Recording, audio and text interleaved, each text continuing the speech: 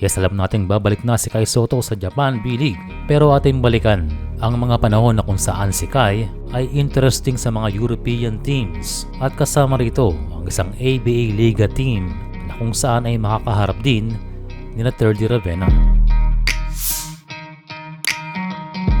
Taong 2019 ay punong-puno ng opportunity para sa ating kababayan na si Kai Sotto.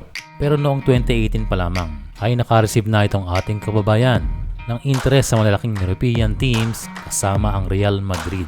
And secretly ay punta ang kampo ni Kai sa Europa.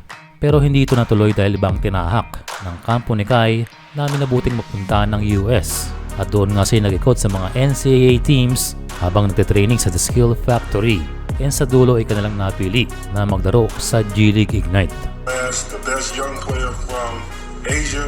Pero kasabay nito underrated na balita na naging interesado ang KK Partizan, isang sikat na Serbian team para dito sa ating kababayan. At naging tuloy dito ang Serbian coach na si Rajko Toroman.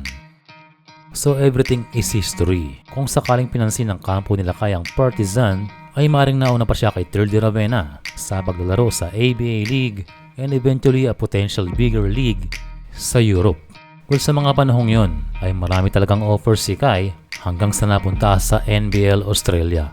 And now nabalik Japan itong si Kai, it is a practical decision dahil nasa Europe level din ang potential na sahod ni Kai and hanggang siya ay nasa ligang ito ay patuloy na mag-i-increase ang kanyang value.